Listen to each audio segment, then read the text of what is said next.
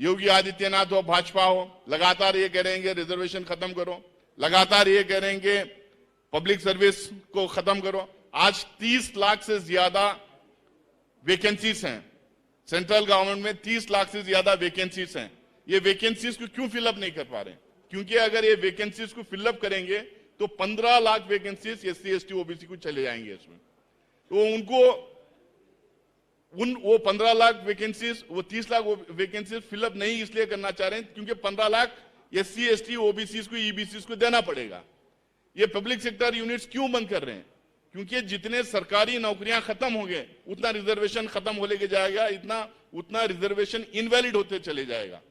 तो एक तरफ ये लोग जो लगातार बोल रहे हैं पब्लिक स्कूल्स बंद करो क्योंकि पब्लिक स्कूल्स में रिजर्वेशन देना पड़ेगा, प्राइवेट स्कूल्स में अगर जाने का है तो प्राइवेट स्कूल्स में रिजर्वेशन की जरूरत नहीं है। लेकिन हम लोगों ने कल ये तय किया है, जो हमारे 15(5) के कॉन्स्टिट्यूशन का 15(5) जो है आर्टिकल 15(5), उसमें प्राइवेट इंस्टीट्यूशंस में भी जिस तरह से पब्लिक इंस्टीट्यूशन में रिजर्वेशन दिए जाएंगे उस तरह के रिजर्वेशन प्राइवेट इंस्टीट्यूशन में भी दिया जाएगा। तो ये एकदम साफ टकराव बिहार में है। देश भर में जो टकराव है वही टकराव बिहार में भी है। हम यहाँ पे खुल के रिजर्वेशन की, ईबीसी को मदद करने की, कास्ट सर्वे की हम बात इसलिए कर रहे हैं क्योंकि बिहार, जिस तरीके से बिहार के लोग अभी भी पिछड़े रहे हैं, जिस तरीके से यहाँ पे तरक्की नहीं हो रही है, जहां 15-20-25 साल पहले जहां बिहार रुका हुआ था वहीं पे रुका हुआ है, 1 इंच बराबर कोई यहाँ पे तरक्की नहीं हुई है।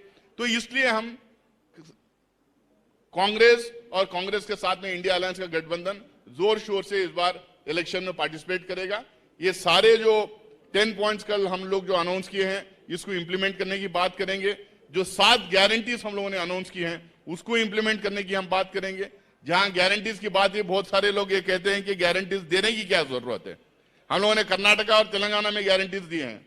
यहां पे बिहार में 70,000 करोड़ रुपए का करप्शन होता है। सीएजी कहते हैं कि इसके बारे में पता ही नहीं है, यूटिलाइजेशन सर्टिफिकेट नहीं पता है, कौन खर्च किया कौन खा लिया किसी को पता नहीं। एक ब्यूरोक्रेट के घर में 10 करोड़ रुपए मिलते हैं, मियाँ बीवी मिलके रात भर वो पैसे जलाते रहते हैं। कई मंत्रियों के खिलाफ में करप्शन के केसेस लगे हैं।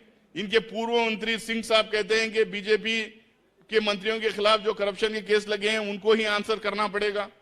जेडीयू वाले कह रहे हैं कि जो वहां पे चौधरी साहब हैं उनके खिलाफ जो एलिगेशन लगे हैं, जेडीयू वाले कह रहे हैं कि नहीं, वो अशोक चौधरी जी को उसकी सफाई देना पड़ेगा।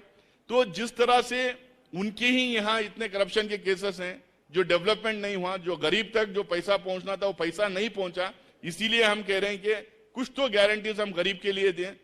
जो डेवलपमेंट होगा, जो पैसा रहेगा, जो बजट रहेगा, उसका एक हिस्सा गरीबों को जाना चाहिए, महिलाओं को जाना चाहिए, स्टूडेंट्स को जाना चाहिए, किसानों को जाना चाहिए। इसलिए हम ये गारंटीज हम दिए। भाजपा ये कहती है कि सक्सेसफुली इंप्लीमेंट नहीं कर सकते। आप कर्नाटक, मेरे स्टेट चले जाइए, मेरे साथ जाइए, कर्नाटक आइए आप लोग सब, मैं आपको बताता हूं किस तरह से वहां पे इंप्लीमेंट हम लोगों ने गारंटीज का किया, किस तरह से तेलंगाना में हम लोगों ने इंप्लीमेंट किया, किस तरह से हिमाचल प्रदेश में हम लोगों ने इंप्लीमेंट किया। तमाम गारंटीज 100% वहां पे इंप्लीमेंट हो रहे, उसी तरीके से हम लोग इंप्लीमेंट करेंगे।